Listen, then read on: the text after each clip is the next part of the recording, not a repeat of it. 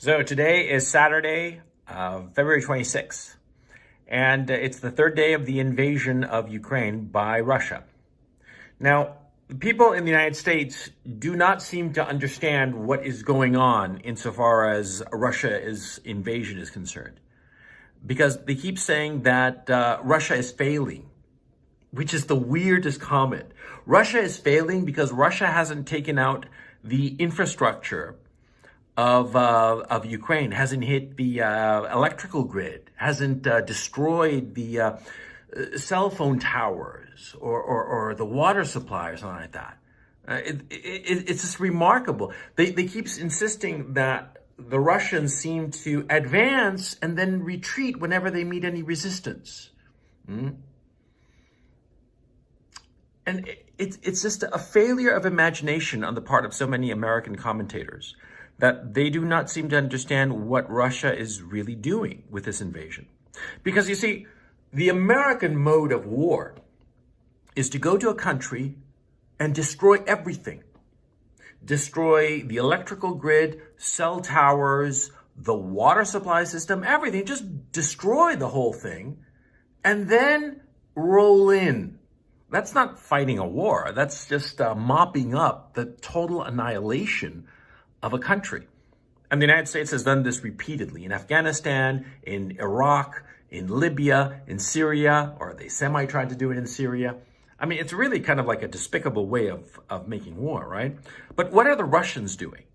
Well, see, the Russians, they don't want to destroy Ukraine. No, they don't want to destroy it at all. What they want to do is they want to capture it intact, see? And they don't want to hurt the civilians. Why would they? From their point of view, if they harm civilians, they just create enemies. And so they want to capture Ukraine, change the political leadership of Ukraine, and install a political leadership that is sympathetic to Russia's security needs and is going to be a long-term ally. But they don't want to alienate the Ukrainian population.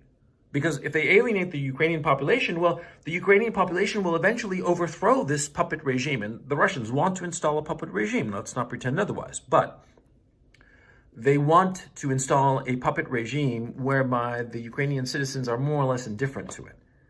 They don't want to install a puppet regime after having made the lives of Ukrainians so miserable. So that's why they don't want to destroy Ukraine or harm the Ukrainian populace. They want to capture Ukraine intact, change the political leadership, and then let it go. Of course, because they don't want to manage Ukraine. They don't want it to be a burden on them. They don't want that long term. And so what are they doing? They are rapidly invading the whole country, and everybody concedes that they're moving very, very quickly. But they're not hitting any civilian infrastructure. They're only hitting military targets. And they are relentless in hitting the military targets, but always with a certain degree of caution. And I'll explain why in just a moment. But they're hitting military targets. They are avoiding civilian populations and civilian infrastructure. And when they go to a city or a destination, when they encounter any resistance from the Ukrainian army, any serious resistance, they stop and pull back. Because what are they doing? They are encircling. That's their whole strategy. And it's very simple. And if you look at a map, you'd realize it.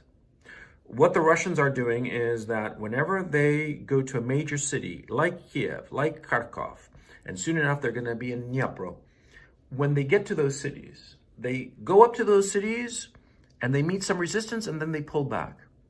And they allow their forces to start to surround it. And that's the strategy they're employing in Kiev. That's the strategy that they're employing in Kharkov. They are encircling these cities. And once they've completely encircled them, what will they do? They'll wait. That's what they'll do. See, if you surround a city, all you have to do is just wait around. Eventually it'll fall, of course. And so the Russians are systematically surrounding all of the major cities. And whenever they come across a smaller town or village, They just advance and cover it and capture it and move on and continue with their advance. Whenever they meet any kind of serious resistance, they stop, pull back, and then encircle. One of the things that they want to capture intact, and people don't seem to realize this, but it's very obvious if you think about it, they are trying to capture the Ukrainian army. That's not why there hasn't been any major battles with, hundreds or thousands of casualties. It's been light skirmishes. For all intents and purposes, the Russian army is tiptoeing into Ukraine.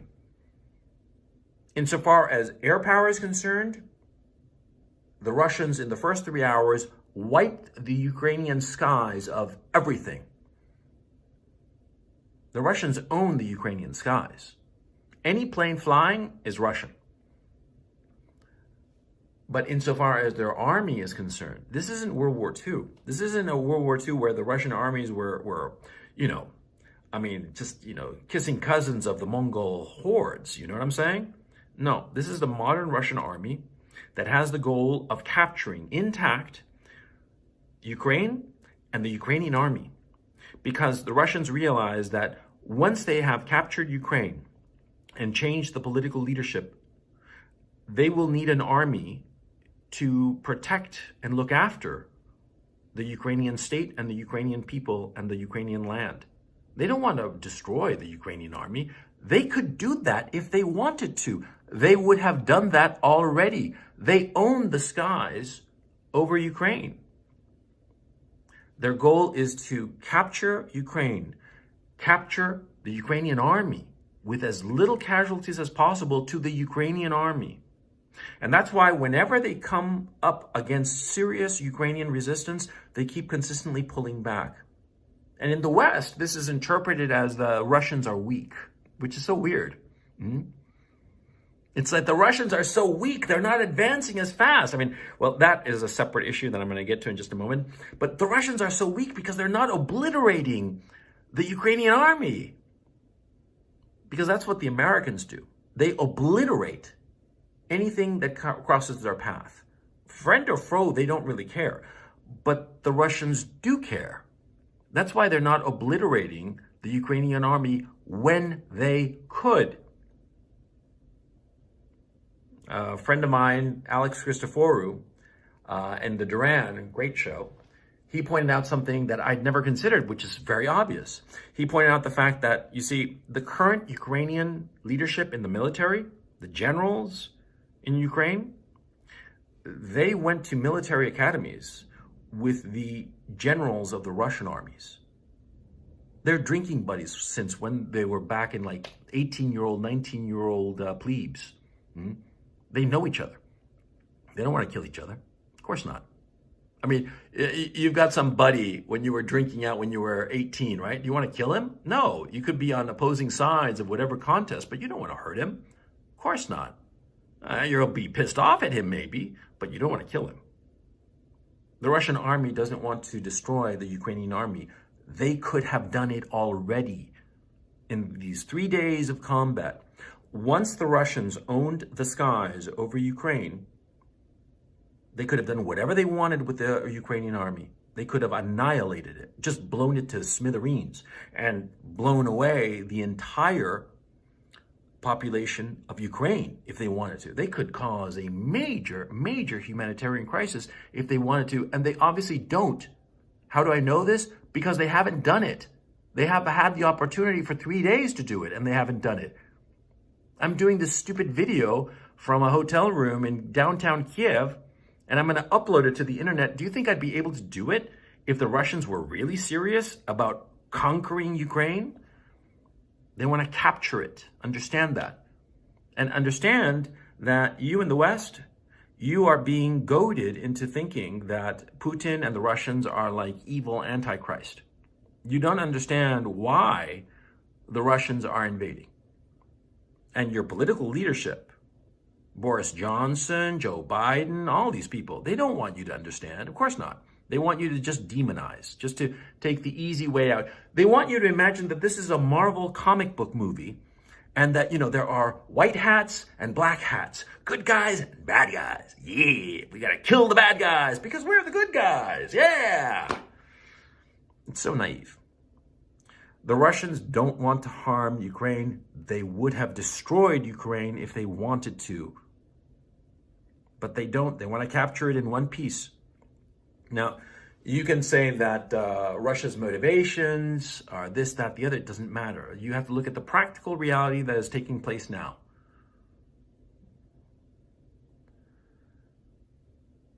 What really bothers me, and perhaps this isn't a wise thing for me to say while I'm still in Ukraine under the Zelensky regime.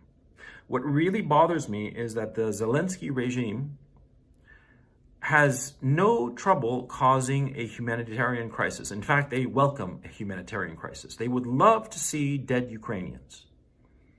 And I know this for a fact. And do you know how I know this for a fact?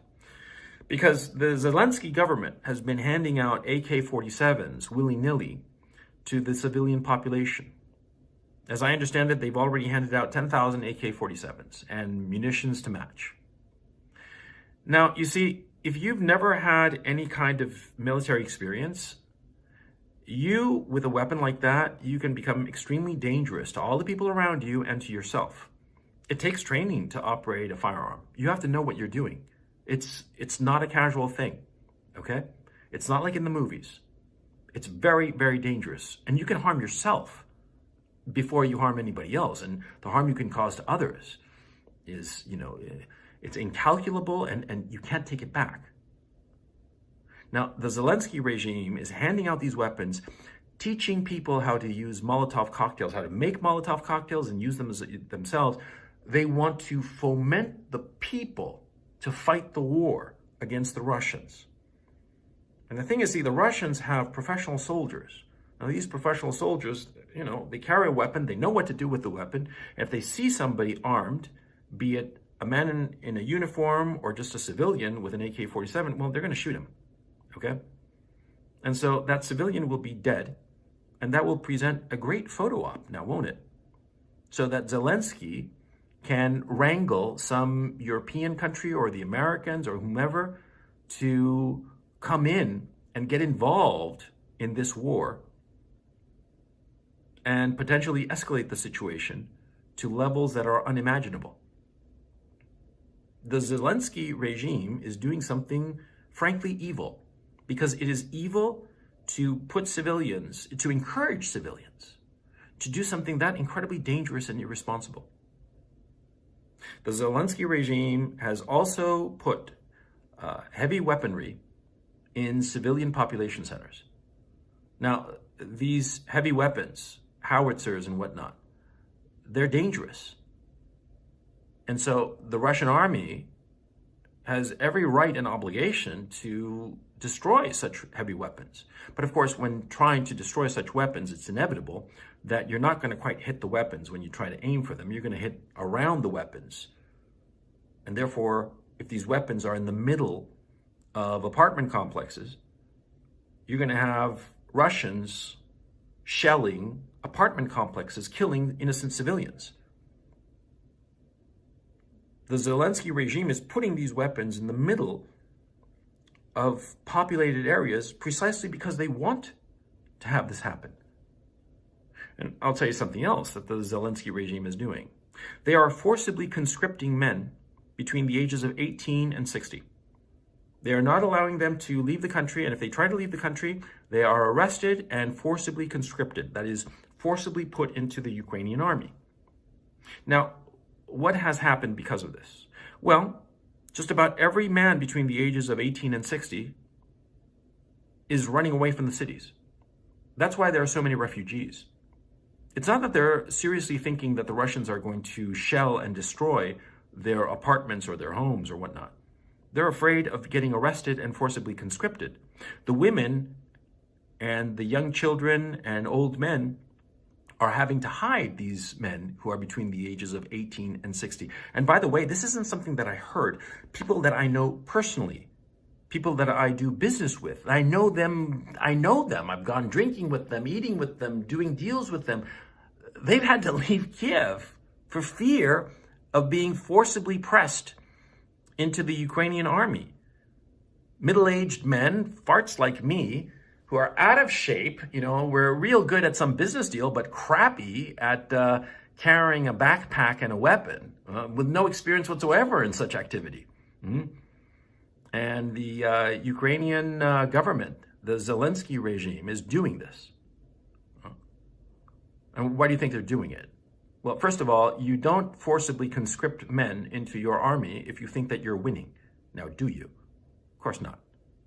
Number one. And number two, by having this forcible conscription, you scare all the men and you create, all on your own, a whole class of refugees, of people fleeing the cities. They're not afraid of the Russians. They're afraid of the Ukrainian regime that is trying to press them into service. That's what's going on. And so you see all the video images of people fleeing the city, and you in the West, you in the United States and Western Europe think, oh, they're afraid of the Russians. No, they're afraid of the Zelensky regime.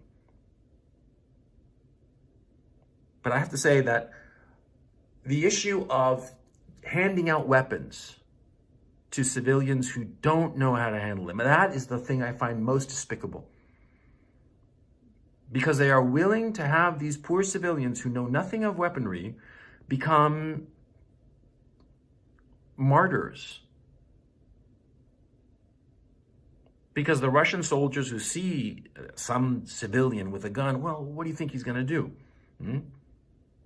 He's going to shoot him. And that innocent civilian who doesn't even know how to hold the damn weapon is going to die needlessly for nothing, for absolutely nothing. And I find that despicable. I find that truly evil. Also, the Zelensky regime can get a nice photo op. That's what's going on. And if you want to say that the message I'm saying is pro-Russian or pro-Putin, or I'm a Putin stooge or useful idiot or whatever, fine. I don't care. I mean, I don't really care your opinion, man. I don't give a fuck what you think about me. I'm telling you the truth. I'm here. I'm here in Kiev, in the downtown, waiting for the Russians to invade the damn place, So I know what I'm talking about. None of this stuff is appearing in the mainstream media now, is it, Because I'm not following the American or European mainstream media because I know it's just a pack of lies. But probably what I'm saying in this video, you haven't heard it. Well, now you're hearing it. And think a little bit, I mean, in this channel, what have I always told you, stupid motherfuckers, Think for yourself. Think. Look at the information that you have available and ask yourself why something is happening the way it's happening. It's not arbitrary. It's not by chance. People have thought through what they are doing. The Russians have certainly thought through what they're doing. The best that we can hope for is that the Zelensky regime fails in its attempt to wrangle in the Europeans and the Americans into this war, and the Zelensky regime collapses or flees or whatever, and Russia is able to take Ukraine in one piece without harming too many people. And that's the best that we can hope for. Or if not, the whole country will be destroyed. Millions of people will be displaced, hundreds of thousands, perhaps even millions killed. And this is the exact same thing that happened in Iraq. Let's hope that we don't have a second Iraq.